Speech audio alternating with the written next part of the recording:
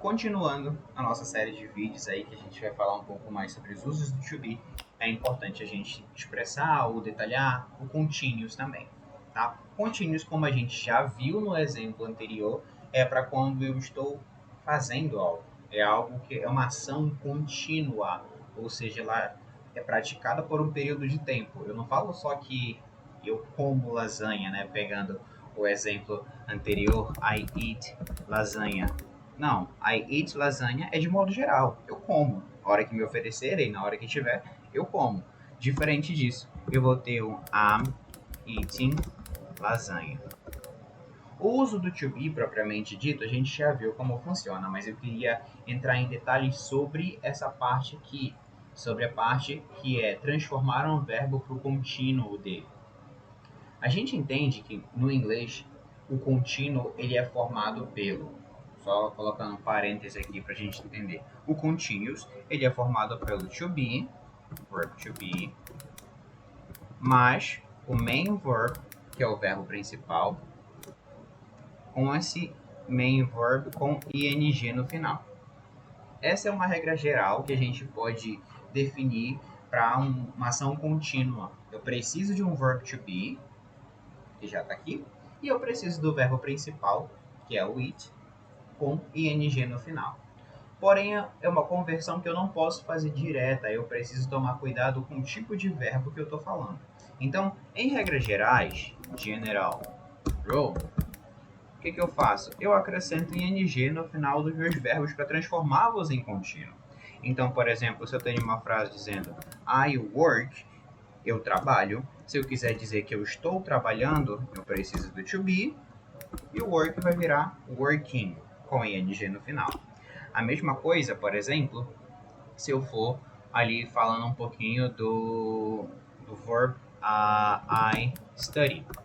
Eu estudo.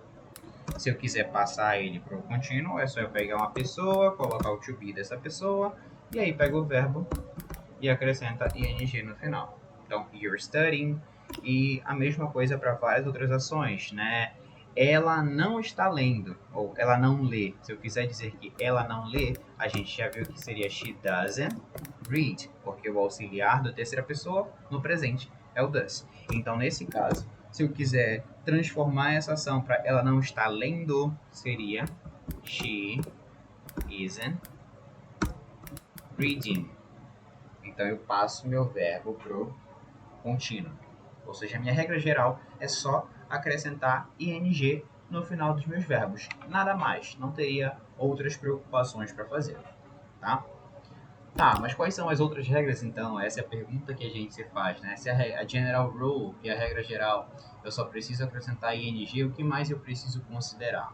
Bom, eu preciso considerar também verbs ending with e, que são os verbos terminando com a letra e, especificamente. O que eu faço? Eu remove e adiciono ing. Então, por exemplo, o próprio verbo remover, né? Se eu quero dizer que eu removo alguma coisa, eu digo I remove. E quando eu quiser dizer que eu estou removendo, pessoa, to be dessa pessoa e removing. Então observa que a letra E ela sai de cena e aí eu tenho já uma aderência do ing. Então todas as vezes que eu tiver verbos que terminem com a letra E, eu tiro e acrescento ing. E a minha segunda regra específica, ela vai entrar para verbs ending with consonant, consoante, mais vowel, que é de vogal, mais consoante. Tá? Opa. Então, sempre que eu tenho verbos que terminam com consoante, vogal, consoante, repeat a última consoante e acrescento ing. Tá? Então, por exemplo, no verbo cut, cortar, né? Se eu quero dizer que eles cortam alguma coisa, vai ser they cut qualquer coisa, tá? Mas se eu quiser dizer que eles estão cortando, pessoa, to be, consoante, vogal, consoante, eu repito a última consoante e NG, tá? They are cutting, com 2 T's. Outro exemplo seria com o verbo começar, né? Que é begin. Então eu quero dizer que nós não estamos começando. Melhor dizendo, eles não começam primeiramente. Então, eles não começam determinada coisa. Se eu quiser dizer que eles não estão começando, they aren't, ou are not, né? Eu posso trazer com they are not, como a gente viu que é o mais adequado.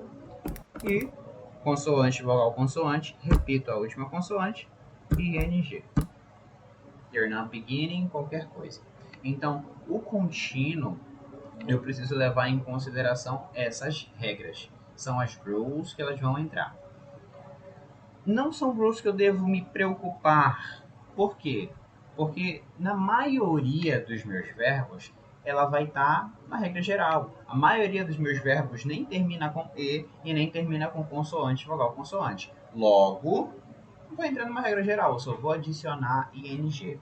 E também, porque isso não deve ser algo que deve tirar o meu sono, porque olhando para esse tipo de exemplo, olhando para esse tipo de situação, eu consigo ver que como termina com ing, o impacto na fala é nulo. Ou seja, tanto para falar I'm working, quanto para falar I'm removing, ou they're cutting, na minha fala é como se eu só estivesse colocando to be e colocando o verbo com ing. Essas terminações escritas, que é na regra número 2, a remoção do e na regra número 3, repetição da última consoante, isso são coisas que eu devo considerar para minha escrita.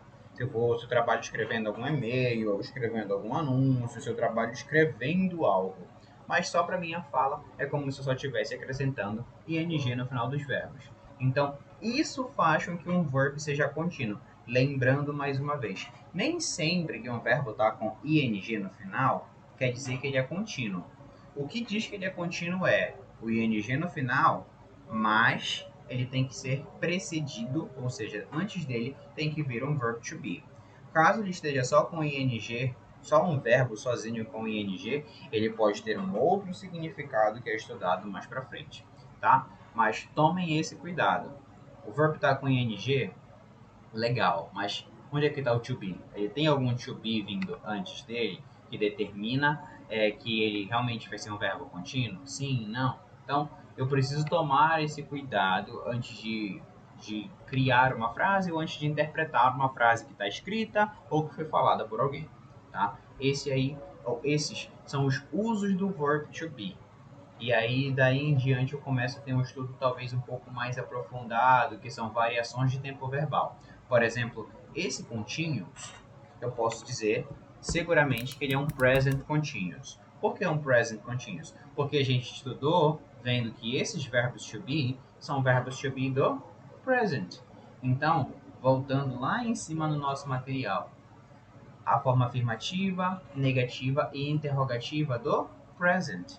Então, quando eu for formar uma frase com ele, eu digo que ela é um present continuous, porque os verbos to be são do presente. Logo, se eu mudar esse verbo to be para um verbo to be do passado, não vai ser present continuous, já será past continuous. Se eu mudar o meu verbo to be para um verbo to be do futuro, já não vai mais ser present continuous, já vai ser future continuous. Então, para eu modular para diferentes tempos verbais, eu só preciso mudar o principal elemento, né? Que nesse caso aí é o verb to be.